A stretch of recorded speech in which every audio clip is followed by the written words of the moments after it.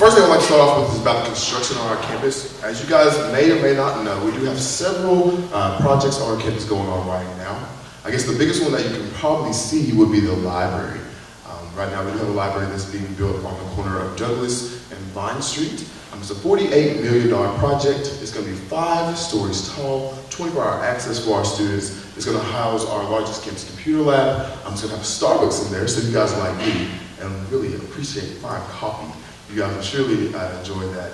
But the biggest thing about that really will be the classroom sizes that will be available in there. Now, professors really won't be able to use that space inside the library for classrooms. However, in the event that you and some of your friends would like to get together again and reconvene after class, you can actually rent the spaces available in that library.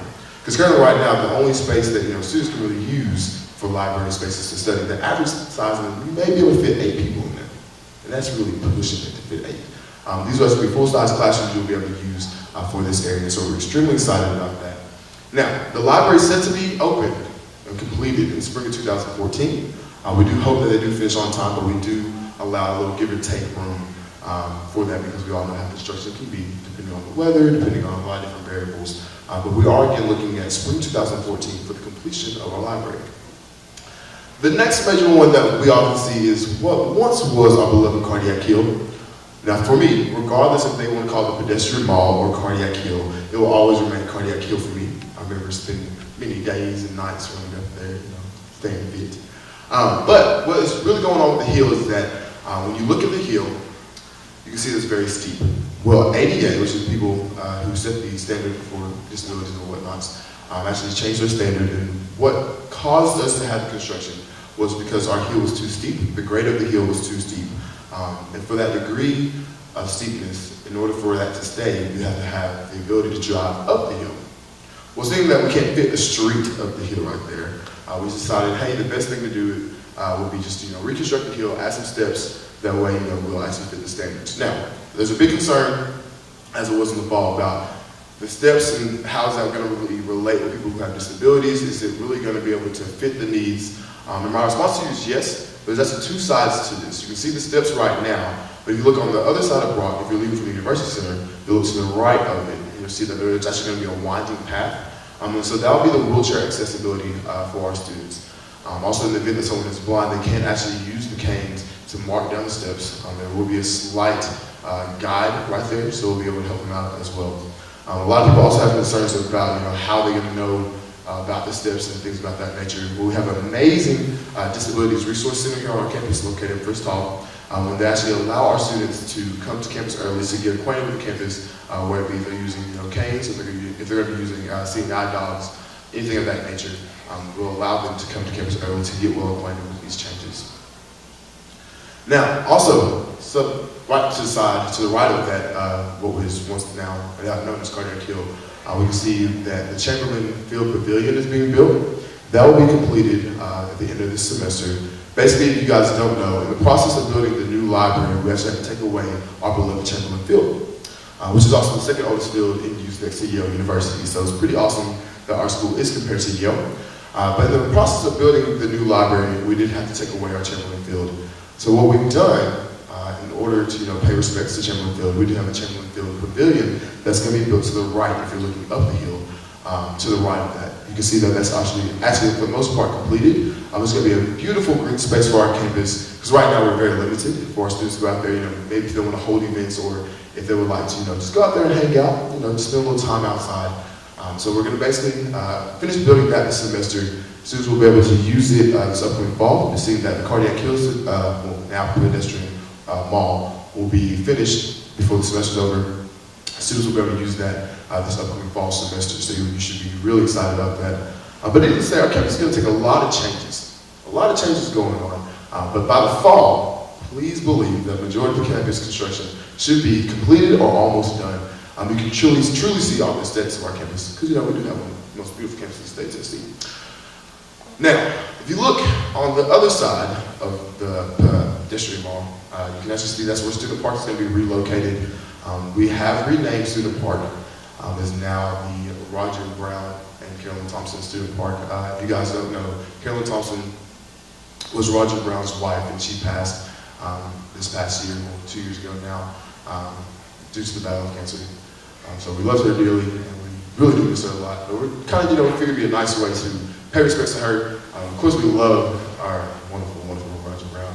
He's an awesome man. So we figured that would be a great way to, just name the parks after them. They've done so much for our campus. And there's some really, really nice, awesome people. You guys ever get a chance to just, hang out with Roger? He's just a great guy, fun-loving, fun-spirited person. So we figured it'd be a great way to, rename the park. It's going to be a lot bigger than what it once was. The Beltline is going to be a lot bigger. It's going to have this nice, relaxed feel for us. So we're really excited about that. But then again, that will be finished hopefully by the spring. That's projected. I'm proud to say that our health services is actually going to be relocated it's going to be relocated to McClellan Gymnasium. With that being said, McClellan's going to go on a nice construction piece. It's going to get reworked to where it's going to have a nice doctor feel for you guys.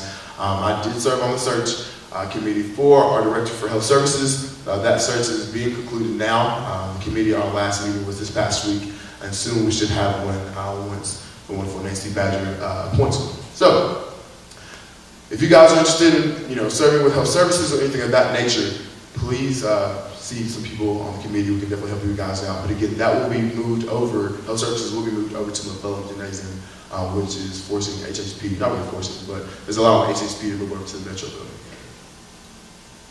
Tuition right now is set at a pretty decent rate. UTC, in comparison to our peer institutions, we are on the lower level of it. We're not paying nearly as much as people who attend Knoxville. Austin P is a little bit higher than what we are. So also some schools who are now in the Board of Regents also are paying a substantial higher rate than what we are. So you guys should be glad that our rate has been so low, that our Chancellor as well as our CFO, Dr. Richard Brown, have worked so diligently to make sure that our tuition stays low, that our college is affordable, because that is very important for us to make sure that all of our students are able to attend school, that they're not leaving our university due to lack of funds. Well, a couple of changes for us. Right now, the governor has said that we will probably have a 6% tuition increase. That is very low in comparison to years. It's actually a cap that he set, so we're really excited about that. In previous years, I've seen where it's gone up to 8%. And looking at history, it's gone up 9%, some of them in the past maybe 10. So for us to stay at 6% is great. Now, this is where it's going to get a little tricky for some of you.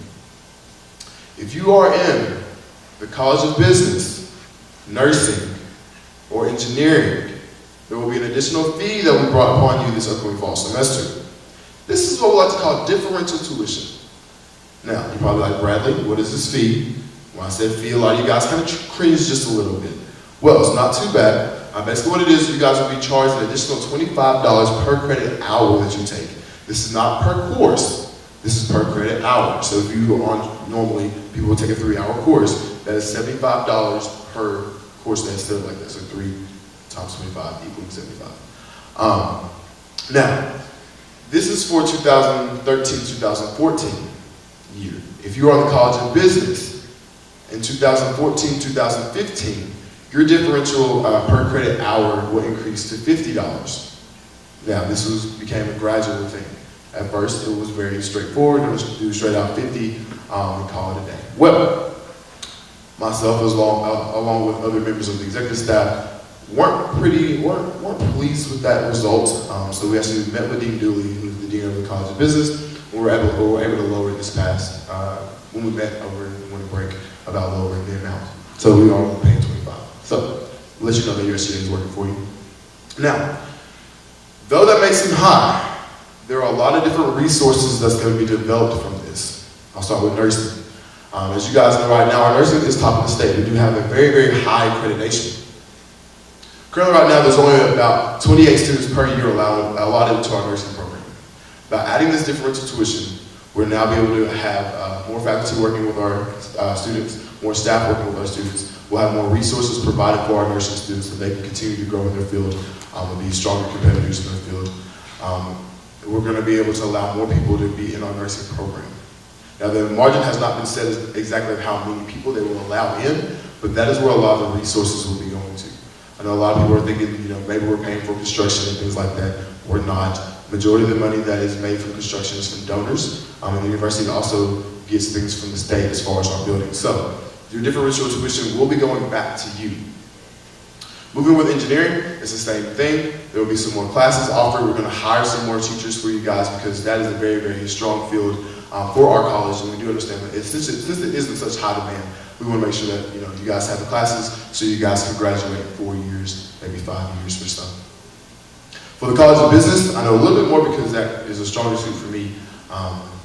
The College of Business, since we are going to see a $25 increase for the first year and a $50 increase for the second year, there's going to be a lot of different resources going to be added. The College of Business will add a Student Success Center in the second floor of Fletcher Hall. So basically this area will be set for when you graduate or if you need internships to supply with jobs and internships for the College of Business students. It's great. There's not a lot of colleges that actually have that for their College of Business, so it's a great addition that we will have. Also, College of Business will be building a thing called the Hub. We're basically going to redesign the entire second floor of Fletcher Hall. We're going to create it to where you can have different study spaces. We're going to be able to have interviews in Fletcher Hall. That way you won't have to go to different job sites to go do that. We'll have employers come in. It will really be a centralized location for the College of Business. Just meet, talk about different situations, and really just impress people with how well our college is, and really try to get you a job. Again, that's the main goal. Now, here's a couple of things that I want to tell you. One, there's going to be a parking garage that's going to be built. For the most part, it's not concrete, but the main area that we're looking at is over. If you were looking at Johnson O'Bear, if you look across the street from Johnson O'Bear, you'll see that nice large lot. You'll see the racquetball center. Well, in that area over there, as well as the lot that's adjacent to it, we are looking to add another housing unit and parking right over there, with the potential addition of another food services venue over there. Aramark is looking with this, as we also in the same committee, to add another food place over there for our students so they don't have to walk this far over. Now, it's going to be great. It's going to be a nice decorative garage for our students so they can park over there to kind of offset, the parking issue. Now, I will let you know, there is a parking lot on our campus that many of you guys do not park at. That many of you guys think, oh, there is nowhere to park. Well, yes, there is. You can easily head over to Ingle Stadium. A lot of you guys may think, oh, where's Ingle Stadium? Well, if you were to go down East 3rd Street, you can make a right and see Ingle Stadium. There's a very, very large gravel parking lot over there. There are buses that run that will constantly be over there to pick you up to take you over the campus. So, for those of y'all who are, still getting tickets, there is one solution for you. Another solution is for those of y'all who are getting tickets 9 times out of 10. Some of you guys probably don't have decals. We see that a lot. Well, if you don't have a decal, you can easily go to the administrative building located off of Palmetto Street, or you can go to the bursar's office to pick these things up. This way, you will fight the whole ticket riding that's going on right now as far as people getting tickets, because it's a big issue. But while there, they spoke about this community service challenge. To get students to be more active in the community, to develop a strong philanthropic heart. And that's something that really stuck with me, so I decided to bring it back to our campus. So I've discussed with our executive board. They all agreed. They were like, this is great. We're going to try it out, and we're going to see what we can do. Well, this year's goal, keep in mind, we did come back after the inauguration to do this. We set the goal to be 50,000 hours. Well, I'm proud to say that we are actually exceeding this number. We're still getting some of the numbers from our Greek councils from their final year report, but as it looks right now, we will be passing this goal. So we have now extended this to be a 2-year initiative for right now, and depending on the next administration, how they feel about the issue will be whether this continues or not. But we have it now towards 125,000 hours of community service for our student body. Now, you can get these hours in different ways. It can either be from, you guys actually doing service hours out there in the field, or if you guys do things like clothing drives, or you're doing like a camp food drive, or any type of monetary fund. For any of the money that is raised, for every $20 that you guys raise, that will equal 1 hour community service. 1 can equals 1 hour, 1 clothing article, besides socks, will equal 1 hour. If you have socks, we'll do 2 socks together to make 1 pair, which equals 1 hour. But it's a really, really great thing that we're trying to do here. We are giving awards at our leadership banquet for people who have participated. Whoever has obtained the highest amount of hours will receive an award for their organization. So we are extremely excited about that.